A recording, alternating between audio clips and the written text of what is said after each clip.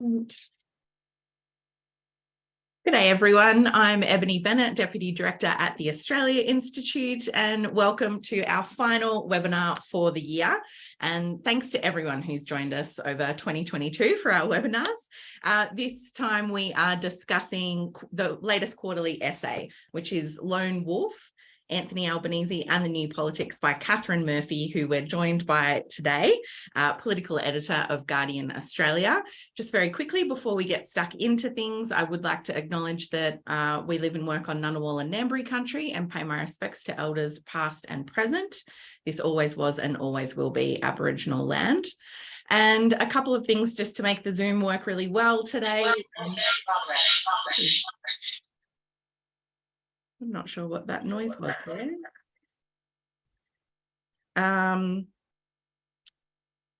I'll just make sure that's not a problem somewhere else. If you've got questions for Katharine, you can put them into the Q&A box and you should be able to upvote other people's questions if they look good to you. A reminder to please keep things civil and on topic in the chat or we'll boot you out. And lastly, a reminder that this is being recorded and it will go up on our YouTube channel, that's australiainstitute.tv, later today. We've got close to 1,200 people registered for today, so thank you all for coming along. Many of you will know Katharine Murphy if you tune in fortnightly for our poll position. She's Guardian Australia's political editor and host of the Australian Politics podcast for The Guardian. She's a Walkley Award winner, a two-time winner of the Paul Lynham Award for Excellence in Press Gallery Journalism, and the author of On Disruption, as well as another quarterly essay, The End of Certainty, Scott Morrison and Pandemic Politics. And today, as I said, we are discussing her new quarterly essay, Albanese and the New Politics. It's called Lone Wolf. It's in all good news agents and bookstores right now. We do have a special offer for Australia Institute supporters. Mahendra will post that in the chat.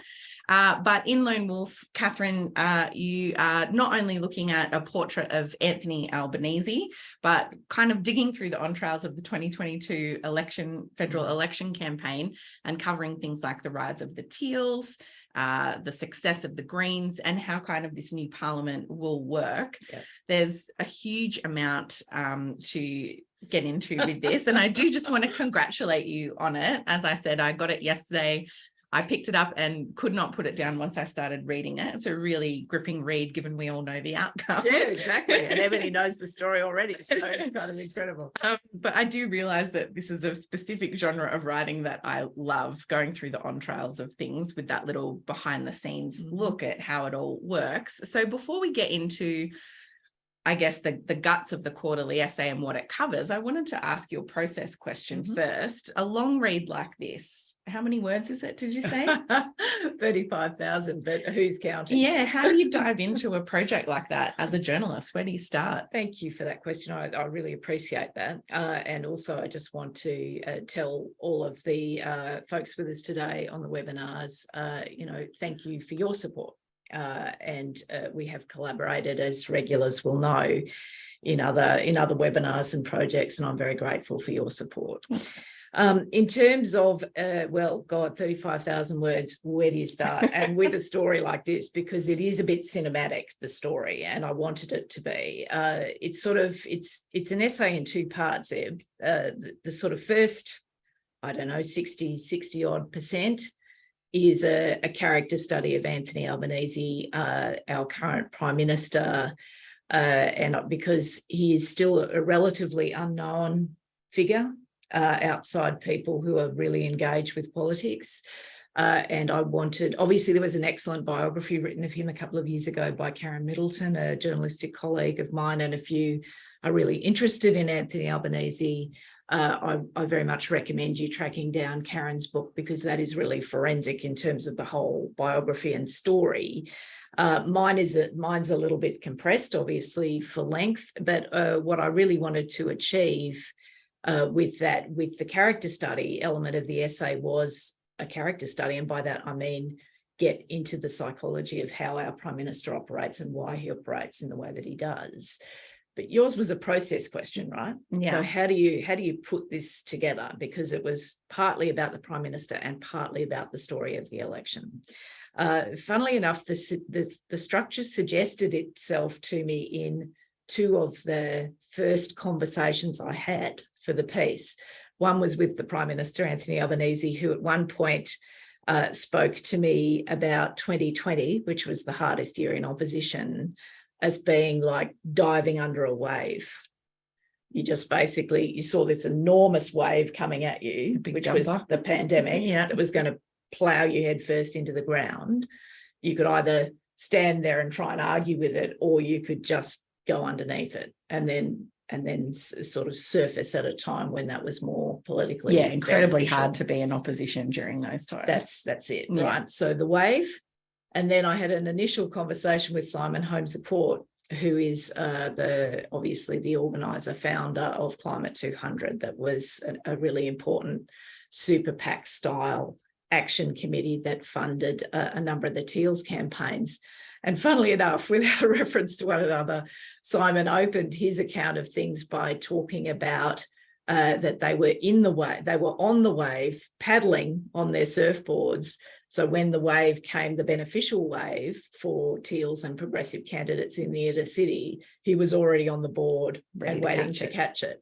So I thought, my God, how amazing. Like the structure of the essay has been just suggested in two conversations. So, and a very Australian metaphor. Well, exactly. I thought it would work. It certainly resonated with me. So we sort of had, Anthony Albanese submerging, and then we had Simon Holmes à Court, big surf riding. And that sort of took us into the back half of the essay, which is what happened in the election. In the actual election. And then the Prime Minister gets the final word on what might happen in the future. Yeah. So digging into this portrait of Anthony Albanese as a leader and a person, the title is obviously Lone Wolf, and I wonder if you could just explain that a little bit to us, why you landed on that title and kind of what he's learned about leadership along this journey from opposition leader to Prime Minister. Well, that to me has been one of the more interesting trajectories that he's been on the last 3 years.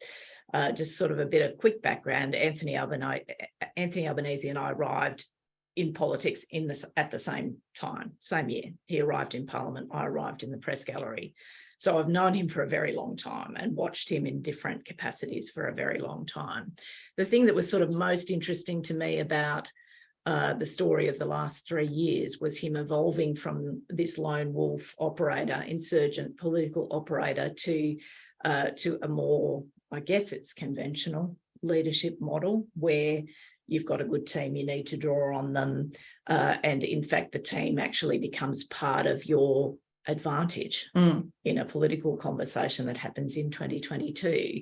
Now, look, for some folks watching on with us today, I'm sure you just shrug your shoulders and say, well, God, leadership, you just don't go do a course or something, right? You can learn to lead. I think what's really fascinating about Anthony Albanese as a person, and he is genuinely a Prime Minister you need to understand as a person, I think, in order to understand how he operates.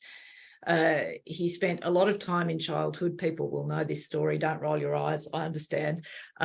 He spent a lot of time in childhood alone with his mother, who was incapacitated by illness.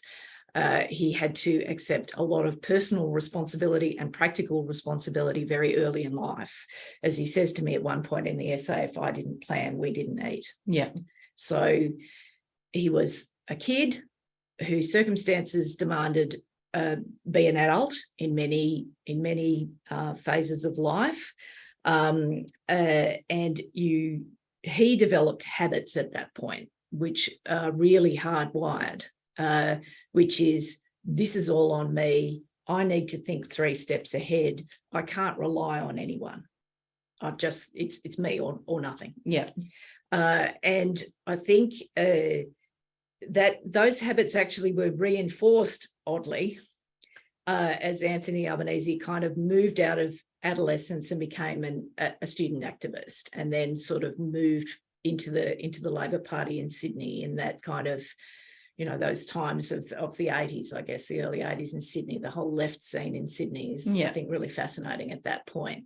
But oddly enough, I think those habits of being a bit of a lonely figure, a bit of a sole operator, were actually reinforced by politics, because, again, a really critical thing to understand about the Prime Minister is he is from the minority wing of the minority faction in the Labor Party. He was from the hard left in Sydney at a time when everybody just deified the New South Wales right. Yeah. This is Paul Keating's kind of zenith. How times have changed. Times have changed. Times have changed, Deb. I think that's a fair observation there. But that was really formative for him. So he was from the minority group in the minority faction. He was ambitious, impatient, I think slightly volcanic. And he learned that if he was basically to progress in Labor politics, which was his great desire, he had to blast his way in. Forge his own path. Forge his own path, but more than that, like quite aggressively and assertively forge his own path. Yeah. And institutionally take on forces who had the numbers to thwart him. Yeah. So the way I characterize this is that he developed an insurgent's mindset, right? And if we think about insurgents, I mean, perhaps we don't want to think about some insurgents at all, but if we think about how they operate, it's always need to know, right? There's a very small circle of trust. You don't communicate your objectives beyond the circle of trust. You certainly don't develop strategy or policy in groups. You just don't do that because, you could die. The risk is too great. You could die professionally doing that, right? So I think that 20 years of political operation actually reinforced this sense of solitariness, that it was all on him and all in his head. So what he had to do over the last 3 years with the colleagues was to convince them, and through them, the Australian public, that he had the skills to lead, that he had the skills to build a team, to rely on people, even when he wasn't entirely certain of their motives. Yeah. And that for a guy of middle age, these are really hardwired habits that you're trying to unpick and trying to unpick in, with time accelerating. So I delve into that quite a bit. Yeah, I was really struck. You talked about that he needed to learn that leading the Labor Party wasn't a hostile takeover or a solo act. And then a little bit later that he learned things like, if you're going to be leading a big group or cabinet meetings, for example, you can't telegraph your opinion on something too early, which I found a really interesting observation. But I always also was really interested in he did learn new things, which was quite a contrast to Scott Morrison and the end of, the last quarterly essay that you did where he was just like, no, I've got this. Yeah, I've got this, step back, babe, I've got this. Yeah. It was sort of, the character studies, the 2 character studies that I've been called to do in these long form essays, could not be more different, like at all kinds of levels. But that's fascinating for me as a writer, that just because they're, these people are all doing really important jobs, very stressful jobs in very stressful times. They all operate differently. They have a different sense of themselves. They have a different sense of how they project into groups. And that's because politics for me is kind of like anthropology, right? Like that's why I'm sort of interested in it. So yes, they were very different. They responded to events differently. They learned different lessons, he and Morrison. And in the end, the counterpoint between those 2 states became quite important for Labor's electoral fortunes, although I don't think that Anthony Albanese would have set out with that as a plan. That was a found strategy in a way. But I think it was an important contrast that actually sort of was basically help Labor, pick up the seats that Labor needed in order to form a majority government. I think that was part of the story. So before we kind of dive into the election campaign, you write a lot about Albanese's strategic thinking and looked at that through kind of a policy prism, some of the big calls that he made on policy. And I'm thinking here particularly about childcare and the voice to Parliament. Why are those 2 policies? What do they tell us about him as a leader and those fights that he's willing to pick or stake his flag in? Yeah, exactly. Look, I think I had to narrow the field in the way there were a number of important decisions, but for my observation, childcare was a really important early call. This was in the first year of his opposition leadership. He basically made a captain's call on that package. He was resisted fiercely by most of the leadership group and most of the shadow cabinet. They were all worried about the price tag, that they would that this was, it would basically cost a bomb. And they had just come out of an election campaign where they'd spent a lot of money, and Australians had gone, no, thanks, I don't want bit too much. Bit too much, right? So this was an early call he made, and he got pushback right up until literally hours before he announced it. And, he said to the colleagues in collaborative style, bring me something else. Like, if there's a better idea, I'll hear it, I'll listen, but I'm convinced this is right. I'm convinced this is what we need to do now. And it can't just be good, it's got to be better. Exactly, right. So anyway, so he made that call, and as it turned out, that was an early down payment in Labor's economic strategy, and it was also an appeal to women that became very, very important over the ensuing couple of years. Yeah. So that was important. The voice, I think, is important because it's sort of, as his great friend Meredith Bergman says, he's a sort of 1970s, 80s left-winger, right? He has this sense of social causes, that they're important. So I think that tells you a little bit about his politics, because I think a lot of people look at Albanese now and can't see the guy who liked to fight Tories. That guy seems to have vanished off. The sort of Beta Albo doesn't seem as present anymore. I think the voice takes us to Beta Albo. The other thing is also climate change, which was the absolutely critical call that they made. And again, fascinating. Boy, oh boy, guys, I wish I knew this in real time. But that was an absolute struggle to the nth degree as well with the colleagues, not because anyone thought climate action was a terrible idea. They all thought climate action was important, but they had literally lost every election campaign since 2013, with climate being part of the story. And when the 43% 2030 target came into shadow cabinet after being contested vigorously in the leadership group for most of the week leading up to the decision, when that target arrived in the shadow cabinet meeting on that Friday in December, a number of people have described what happened next as a collective anxiety attack happened around the table. Which you can totally understand. Well, I could understand it. I was unaware of it in real time, but that was how it was described to me. It was sort of, even people who had been solid on climate action the whole way, all through the climate wars, they sort of had this moment where they thought, oh my God, this will either save us or kill us, and we really don't know which it is. Yeah.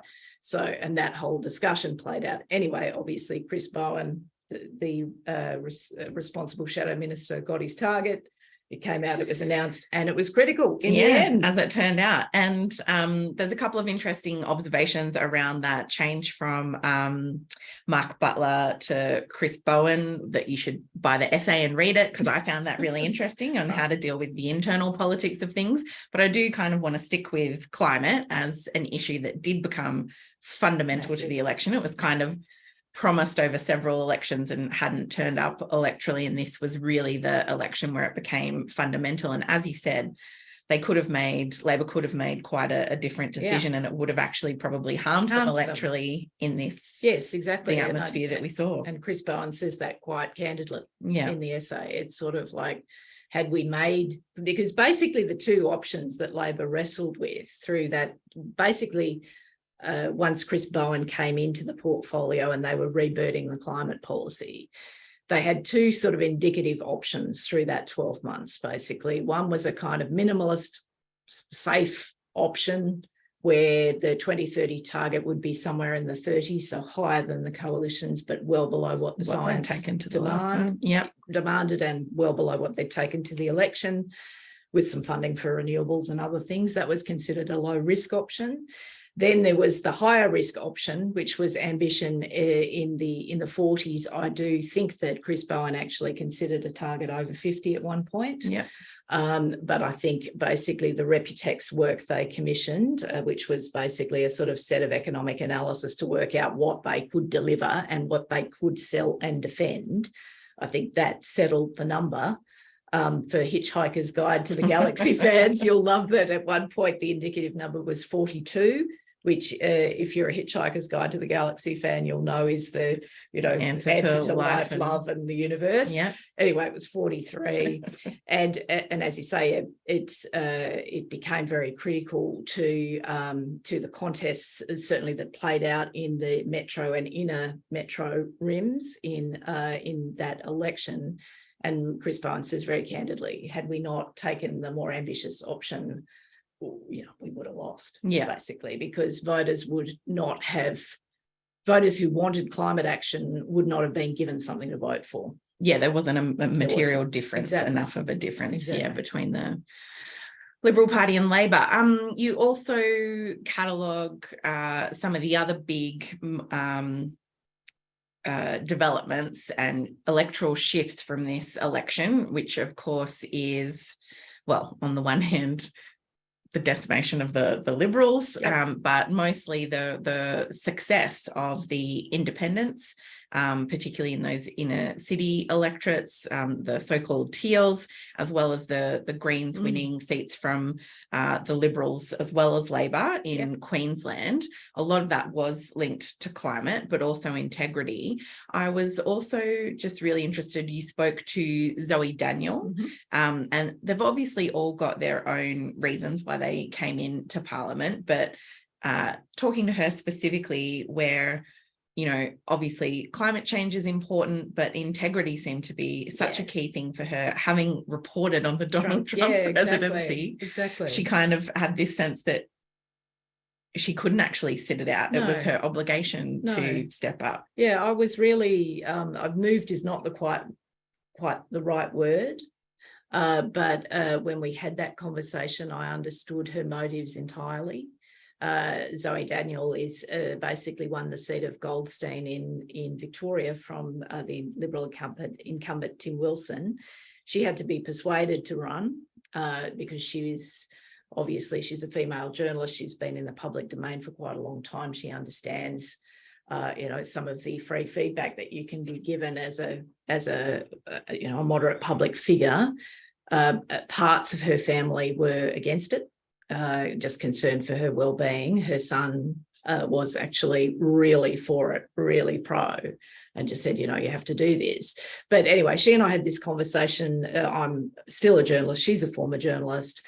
And I asked her to really distill the why of why she stepped forward. And as you say, climate's important.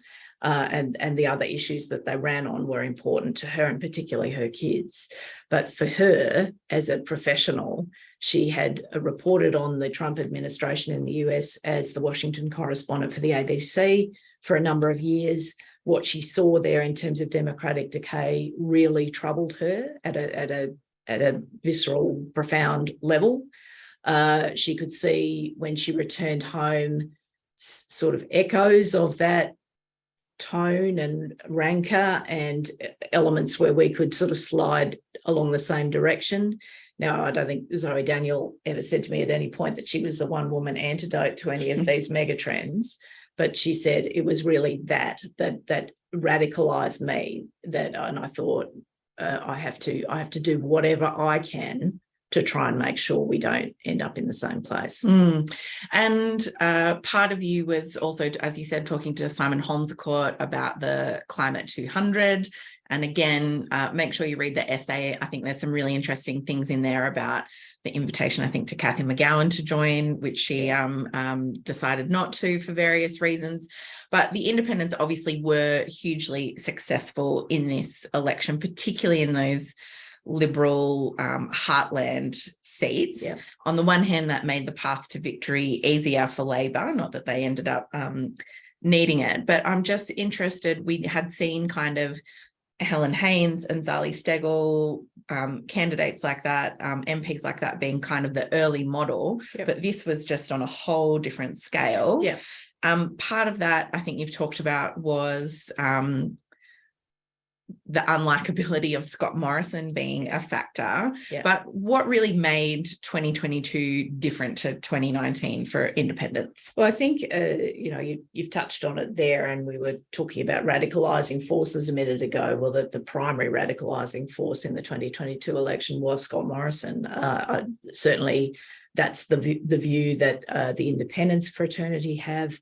That is the view that the Labor Party has. Some of you guys will have seen reports last night of Labor's campaign review, which was released late yesterday, in which this point is made quite forcefully. Paul Erickson, who is Labor's campaign director, who I spoke to for the essay, also makes this point forcefully, that Morrison was a really radicalising force for a number of Australian voters. That it sounds a bit passive, like before I get to your point, which is what was the difference, right? Why did that can sound a little bit passive when we make that observation that, oh, everyone just sort of sat back and thought, oh, that's Scott Morrison, he's a bit of a dud, right?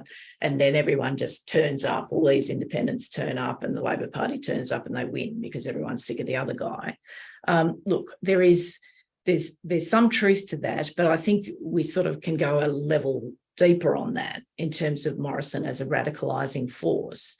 Like at the major party campaign level, what is really fascinating to me is that Albanese and his team managed to pull off this quite neat pea and thimble trick in a way. Like if we look at what the Labor Party said and did about Scott Morrison over the closing 12 months of the contest, we've got a delegitimisation exercise that is as effective as any of that I have seen. The only one that's closer or slightly better in degrees of order of magnitude is what Tony Abbott did to Julia Gillard in terms of orders of magnitude, right? There was an aggressive negative framing of the Prime Minister from the get-go that was sustained over more than 12 months period. But somehow Anthony Albanese managed to hover above that fray and not sort of get himself wound up in that, which would have actually made him unpopular. Yeah. Because of the negativity. Anyway, that's just a glancing observation about the radicalising force of Scott Morrison. It's partly Morrison. It's part of what all these groups did with the Prime Minister's character, largely using his own words. Yeah. Right. So that happened. In terms of the core difference between 2019, because an earlier iteration of the Teals were on the field in 2019, didn't do quite as well, although they got the breakthrough in Warringah, obviously, with Zali Steggall, and Helen Haynes also took over the seat of Indi from Cathy McGowan, which I think is the first time an independent had been elected after another independent, right? So there was a baton change there. So, you know, as Cos Samaras, who's the pollster for the Teals, told me somewhat haughtily at one point, you know, if you'd looked closer, Murph, at the 2019 election result, you might have seen 2022 happening. Anyway, fair cop, Cos. Anyway, but the critical thing, I think, between 2019 and 22 was candidate selection, money. There was a lot of it. And I think they spent it effectively because it basically gave the Teal campaigns a level of professionalisation that they didn't have in the last cycle. And you talked about the fact that they were quite ruthless too about it wasn't just any old independent candidate. You had to be in with a chance to basically win. Yes. I think Climate 200 in terms of, because candidate selection was obviously done at a distance from them. Yeah. But Climate 200 took the decision, if you're not going to win, if there's not a high probability of victory, we're not going to give you scads of money. We're just not going to do that. We're going to focus our resources on where we think we're going to break through. So I thought it was really interesting there where you talked about, like, it turns out probably someone could have done really well in Higgins, but there was no voices of type of campaign there. So there was no one for them to back. Total mystery. I poke fun at myself about this, because if you're regular on the webinars, you'll know that I was saying the whole, months before the election, it's really hard for Labor to win. And I genuinely believe that, because I was looking at a conventional pathway to victory on an electoral map. Yeah. Quite hard. And it turns out didn't exist. There was an entire new pathway to victory. Anyway, dumb me. But it was sort of like I went from, I think, myself as an analyst and reporter sort of downplaying the prospects of this progressive breakthrough to then, as I was preparing this thing, then imagining conspiracy everywhere. It was kind of like, oh my God, this was a total stitch up the whole time. They obviously coordinated this. They must have taken a decision not to run in Higgins because that gave Labor a critical seat, right? I was sort of like way deep in the conspiracy, had to go for several walks around the block and calm down, really. But it was, yeah, there were some interesting calls. Like Simon Holmes at court, when I asked him, why wasn't there an independent in Higgins? They said, oh, well, a couple sort of presented, but it just didn't materialise. Similarly, right, if a Teal had run in Brisbane or Ryan, would they be Green seats? I don't know. If a Teal had run in Bennelong in Sydney, would that now be a Teal seat? Don't know. But anyway, basically where people ran and the resourcing that they were given, made a very material impact on results and then on the final seat count, because obviously Labor got there in majority just. Yeah. So the Greens also had a very successful election. Campaign. Yeah. And in particular, again, taking Liberal seats, which they're sometimes accused of focusing too much on Labor seats. So that was a really good campaign from the Greens, with obviously great results in both houses. I am interested, though, in the interviews that you did with Adam Bent about how he works with Anthony Albanese. And I think there was a quote in there that he knows that they can have very forceful differences of opinions, but he's very confident that Albo won't lie to him. Yeah. So I guess I wanted to, because both of those leaders were around in different roles in 2010, in the Gillard term of Parliament, and had to work quite closely together. Yeah. How much do you think that impacted both of them about how they now work together or hope to work together? Well, I think the relationship's important, and as you say, the relationship was formed in the 43rd Parliament, because I think that's the Parliament that Adam Bant came in. That's right. Yes, right. Yeah. So haven't so many elections in front of me. Yes, my goodness, there's a lot of characters in this. So he came in the 43rd. Anthony Albanese at that time was the manager of government business, so he got to know all of the crossbenchers. So Adam, I think, came in 2010, but was around for the Gillard. Yeah. Okay, right, there we go. Sorry, that's my mistake. So anyway, they were they got to know each other quite well during that Parliament, because obviously Albanese's key job in the Gillard phase was keeping the legislative program on track. I think, look, Adam Bant and Anthony Albanese run political parties who are contesting for the same group of voters. They're never going to sit down and hug it out, I don't think. There would be reasonable questions about whether or not over the long term Labor's heading for a period of coalitionism with the Greens, a debate that goes around, and for residents in the ACT, we see that here, right? Yeah. But I think at this point, Adam Bant, has been the Greens leader to break through a plateau for the Greens in terms of representation. He has broken through. I think Labor strategists acknowledge that the Greens are doing materially better than them in terms of recruiting young people, particularly young voters. So I think Adam Bant, I suspect, is going to want to blaze his own path there and see whether there's a natural ceiling for Greens representation. So he's got his own objectives. The Prime Minister has got his objectives, obviously. And, we might get to the big flex in the piece, which is, that Albanese in this time of this mega trend of lack of major party support can see this major party moment, which I think is amazing. But anyway, park that, put a pin in that. What I'm saying is these guys do have different objectives. I think where they're at in their heads is to try and maximise the position of both of their political movements. But for progressive people who are sitting out there wondering, is this going to be a complete car crash? Well, look, maybe. You can't rule that out.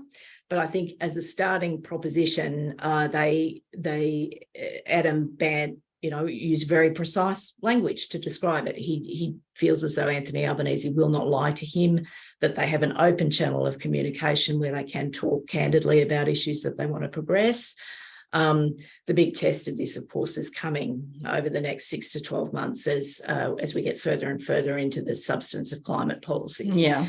Whether or not these guys can hold it together enough to achieve, first steps in getting this transition done, or whether, product differentiation starts to become more important. But anyway, I can't answer that question right now. Yeah. We just have to wait and see. I did want to ask you about that major party moment that Anthony Albanese sees here, and to just expand on that a little bit, because the trend seems to have been away from direction. Major parties for a long time. So why does he see that as the moment? Yeah, it's funny when we sort of spoke about that. I sort of remember being sort of mildly startled by it. Not that that's where he would be in his head, because Anthony Albanese is a Labor man to the core. His whole personal identity was formed in Labor politics in Sydney in the 70s and 80s. It is how he thinks, it is who he is. So I'm not surprised at one level that he would want to try and sort of use this as a moment to remake the case for a major party in the Australian political tradition, i.e. the Australian Labor Party, because that's just how the guy thinks. But he genuinely does believe that because of, demography, various realignments that we saw in the 2022 campaign, that if Labor can be a half decent government, if it can do what it said it would do prior to the election, if it can sort of restore that bedrock of trust that got eroded, actually came back during the first year of the pandemic, and then got eroded and eroded substantially. He can see there's a moment there to capture where, you don't have to think about whether we're in a drift towards a Scandi-style permanent minority government arrangement, which is where Simon Holmes of Court's head is at. Yeah. Anthony Albanese does not see that as inevitable, but it's quite, I've been in some of the conversations I've been having around the essay, I've described this as a flex because it's the only word I've got for it. Because if you look at the data, obviously, the trend away from major party voting and departisanization, I think the political scientists call it. Anyway, sorry guys, but that sort of what Gabby Chan, my dear friend and colleague Gabby Chan, would call rusting off. Yeah. That this is basically fixed in the Australian electoral scene. This has been a progression of decades, not just of the last 5 minutes. And certainly if we look at the Australian election study that was released a couple of days ago, that really underscores this mega trend, right? That major parties, the big ramparts of the Australian democratic scene, are in a period of catastrophic decline. Now, Anthony Albanese thinks not. He thinks there's a coalition that you can build, and by that I mean a voter coalition that you can build in order to remake the case for the stability, certainty, responsiveness of major parties. Now, that's a hell of an ambition to set yourself as a prime minister. That's a pedestal that could be a long, nasty fall, but that is certainly in his head, and he's sort of playing, I think. Obviously, governments have to be minutely focused on what's happening now, what's going to happen in 3 days' time, what's going to happen in 3 months and 3 years, right? You're always kind of refracting through that prism. But I think in his head, the sort of grand strategy is we can make the case that major party politics doesn't suck. Yeah. And if we do that, then we can basically reboot the democratic project. Yeah. So I've just got kind of one more question before we go to questions from the audience. I can see we've got nearly 800 people on the line with us. Thanks so much for joining us today. We'll get to your questions very shortly. But I did kind of want to end on kind of the moment we find ourselves in now, and I guess the new politics of the title. So I guess I was struck that Christopher Pyne kind of talked about his dealings with Anthony Albanese in a similar way to Adam Bandt and some of the independents that you spoke to. But also you kind of had a bit of a focus on the primacy of Parliament and his understandings of the processes of Parliament and why all of that is important, and I guess and based around convention, and why he really, I think, has chosen to, in particular, elevate things like the secret ministries and making a real point of that. And that kind of Scott Morrison used to make fun of him sometimes for his attention to all of that stuff. But talking about that loss of trust and why integrity was important, do you think he's kind of responding? Is that his response to that movement within the electorate? Yeah, I think it is. I think it is. I think he sort of understands this at, I hate the word granular, like when people say granular level, but I think it's sort of, I think it is, I think it's true in this case. I do think he does understand that at quite a granular level. And I think their initial down payments on that, as Eb said, obviously there's the Integrity Commission, there's how he conducts the Parliament, like all of the sort of consultations and stuff he does, whether or not he needs to or not. Yeah, I was going to say, because they're in majority, they don't have to. So this is a down payment, I guess, on building some political capital with exactly. And with not only them, not only people who have been democratically elected to represent their communities and who are trying to present a different, newer style of politics that's more, idealistic, community focused, all that sort of stuff. I think he does understand that. I do think he understands that and wants to seek to validate it. Now, obviously, if you're a very cynical person, and to some extent we all are, you can say, well, that's just entirely self-interested, right? Because obviously, while ever the buffer state of the Teals exist, it's extremely difficult for the Liberal and National parties to get back in majority government. I think that's fair. I think it is absolutely in Labor's political interest to basically validate the Teal buffer state rather than seek to go to war with it. And you could sort of say, well, that it's all responses, the last 6 months basically have been responses to trends that are very obvious in any decent opinion polling you see, right? So it's just a survival instinct that's kicked in.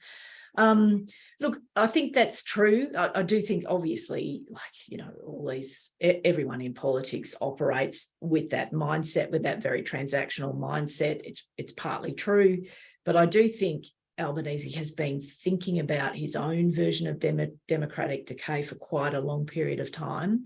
Before he was opposition leader again, he and I had a couple of really interesting conversations on my podcast, for example, about his concern. His big anxiety, I think, as a progressive Australian has been the rise of cancel culture and that people are not talking to one another anymore. And he views this through a prism of progress, right? As a person who's had to, getting back to our insurgent, right, either blast his way in or build coalitions in order to get himself in. The big kind of lesson of Anthony Albanese's professional life is nothing changes unless minds change. Yeah. Nothing ever changes, right?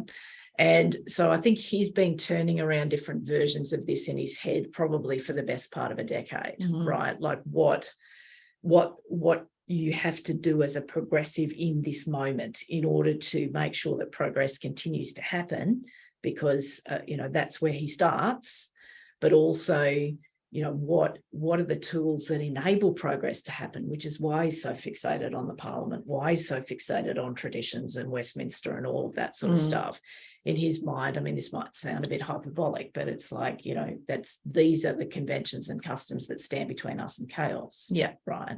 So I think it's sort of, it might be even a bit diffuse in his own mind, right? It mightn't be that he's got a 20-point plan, right, in his back pocket, but I do think he's been playing this around in his head for years and years. Yeah.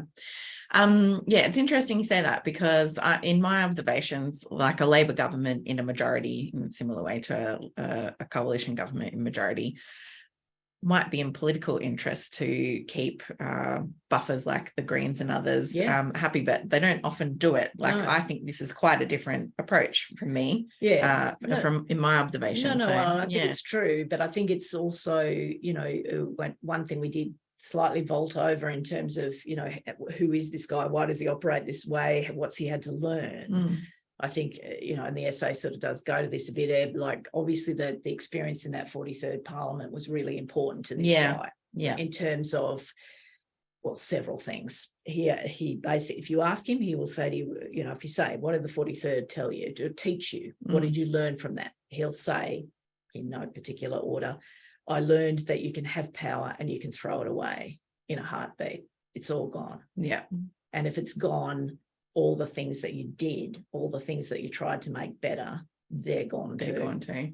And the only way sometimes that you can try and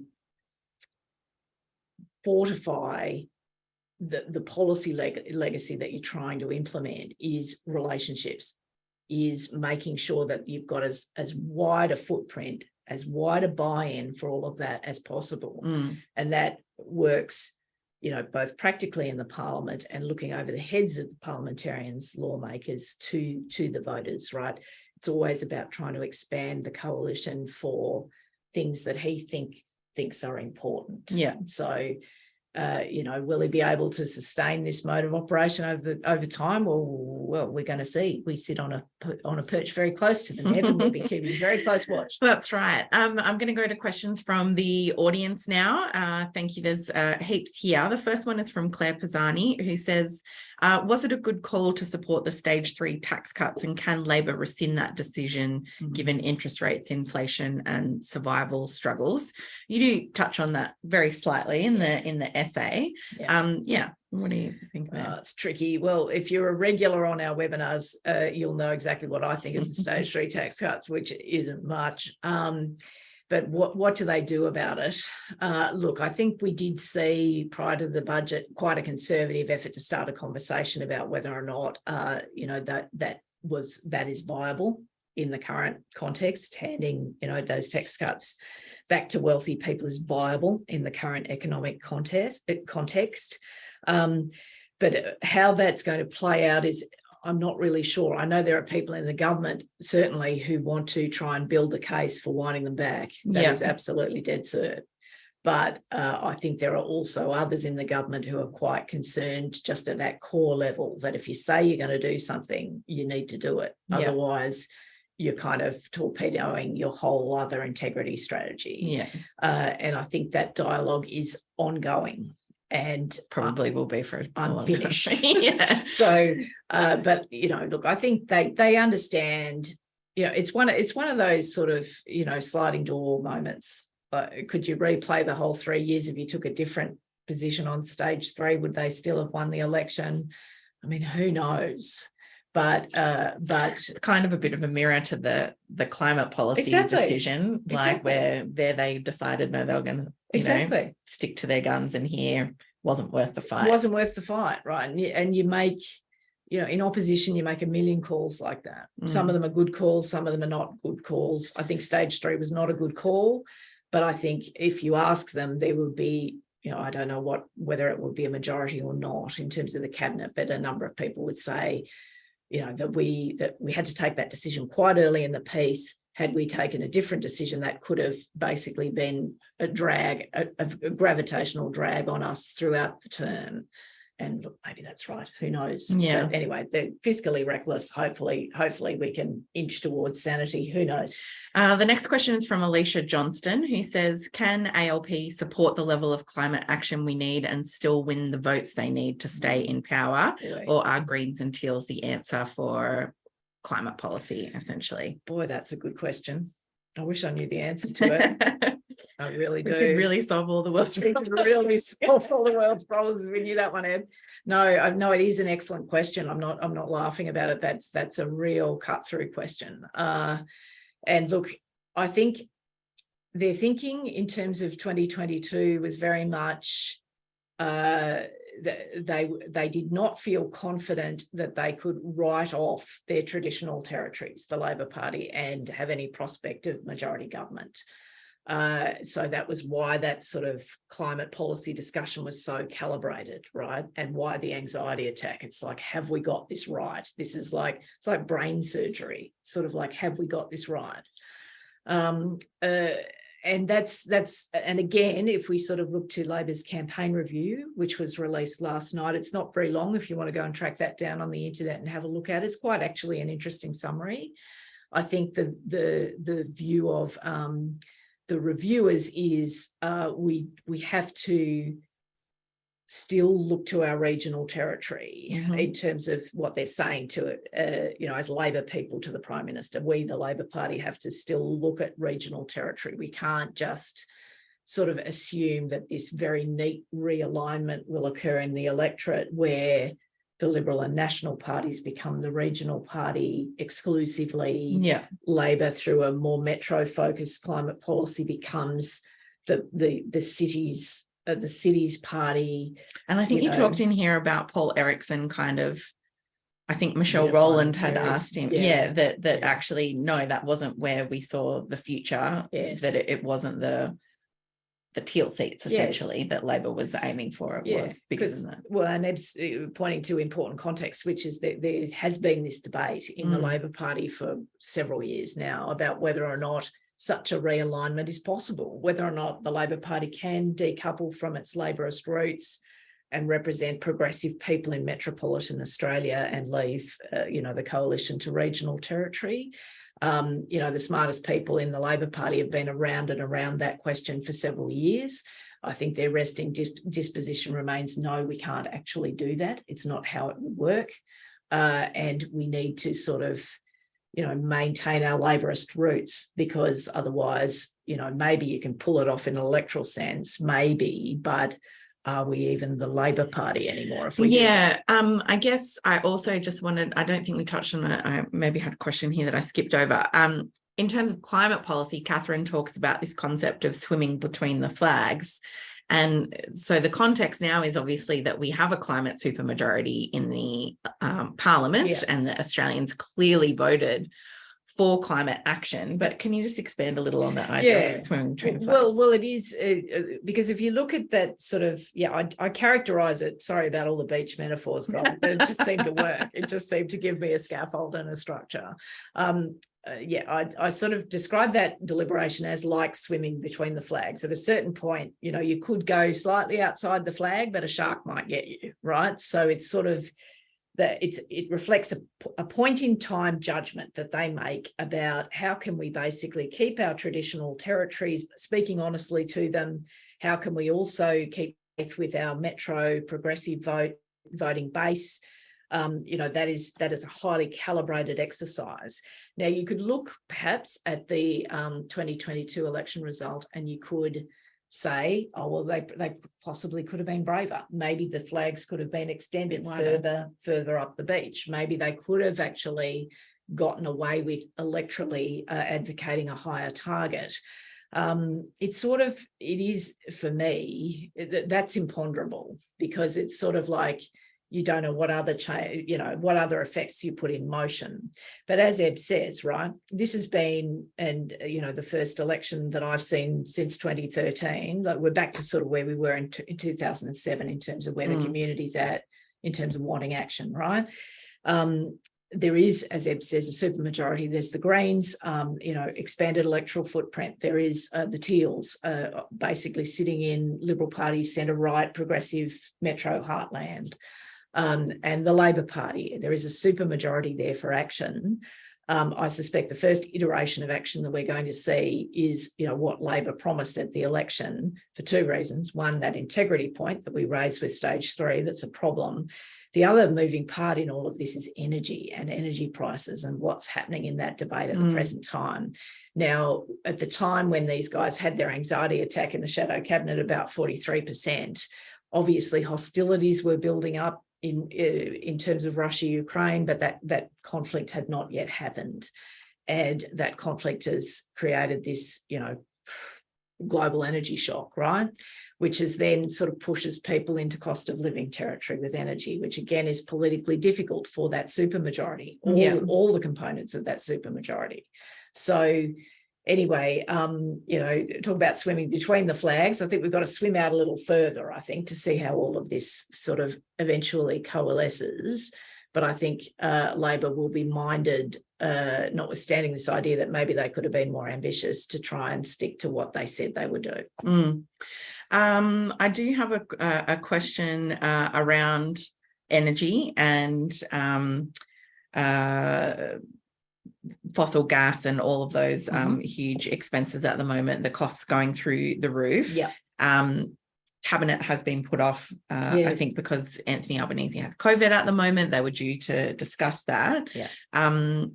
what are the options on that at the moment? In terms of the energy the regulatory intervention, yeah. Well, look, I think the Prime Minister had hoped to try and bring the premiers into a comfortable alignment this week. Basically, what they're looking at are price caps for gas and for electricity. In the East Coast sense of electricity, that is coal. The majority of, still of generation on the East Coast is still coal-based. There was some advice that went to Shadow Cabinet. This is the federal cabinet we're talking about, to be clear, about a week ago, that said gas is fine. You can do price caps for gas, but coal we're not so sure about, because that's normally the province of the states, and of course Queensland still owns some of the generators. So it's sort of the legal advice was, we think you can do it, but we're not entirely certain. Be better if you could actually get the states to do it. And of course it risks, there's other considerations. Obviously, if you're making fossil fuel cheaper, that helps out with cost of living, but then it gives you a climate change problem. No, well, that's right. That's right. So it's sort of like anything that you do in this area has sort of other effects. And part of the reason, where the energy market is in such a state, notwithstanding the global energy shock, which is, the lion's share of the problem right at the moment. But we've had this history of absurd interventions in the energy market for the best part of a decade, because we couldn't have a perfectly functioning carbon price. Yeah. So the more you intervene, the more adverse consequences you can build up down the track, which I think the government has front of mind, but obviously they've got a short-term problem that they have to address. So look, I think the latest on this, the Prime Minister did an interview from his sickbed in Kirribilli with Virginia Trioli in the ABC in Melbourne this morning. He said, look, we'll go again, National Cabinet on Friday. But people need not worry in terms of the delay, because what we're planning in terms of a new default market offer for electricity, that wouldn't happen until February anyway, was Albanese's line this morning. But so where they're going, price caps on coal and gas, obviously temporary price caps, to Eb's point. And also, sort of turning the code of conduct for the gas industry from a voluntary agreement to a mandatory one. Are sort of the levers that we're looking at. But the premiers have all been doing what premiers do, which is trying to maximise their own bargaining position in this quite fraught transaction for the government. Obviously, we've seen Anastasia Palaszczuk and do that most forcefully and echoed slightly in New South Wales. The PM thinks he'll get the premiers there. I assume it involves a bucket of money to some degree, because that's the COAG story. And we'll just have to see how it all fits together sort of by the end of this week and into next week. Yeah, I thought I had more time. We've only got 3 minutes left. So very quickly, I did have there was a question around Albo's upbringing, public housing, and how we might expect that to have a greater emphasis on for Labor on that. But also I was interested in a question around Albo's media strategies and Labor's tactics, especially towards the Murdoch media during the campaign. So I don't know if you can tackle both of those quickly. Well, I'll do it as quickly as I can. In terms of the welfare question, I assume the question is concerned about the gap between rhetoric and reality, because I know people are. And the huge housing crisis. Huge housing crisis. Like, it's all very well for Anthony Albanese to grow up poor. Will he actually do anything for poor people? Reasonable question. And the answer is probably, as far as I can see, looking at it, maybe.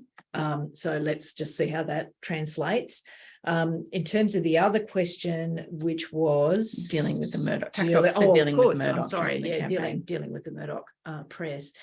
Well, I think Anthony Albanese honestly wanted to send us all off to sea by the end of the campaign. I think it was not just the Murdoch media. I think he was hardly sick of all of us, frankly. And we all got a bit of a hiding in the Labor campaign review for being superficial and ridiculous. So there's that. In terms of the Murdoch press, obviously he's had Kevin Rudd about the place, calling for royal commissions and so forth, and that has some purchase amongst the Teals and the Greens in the Parliament.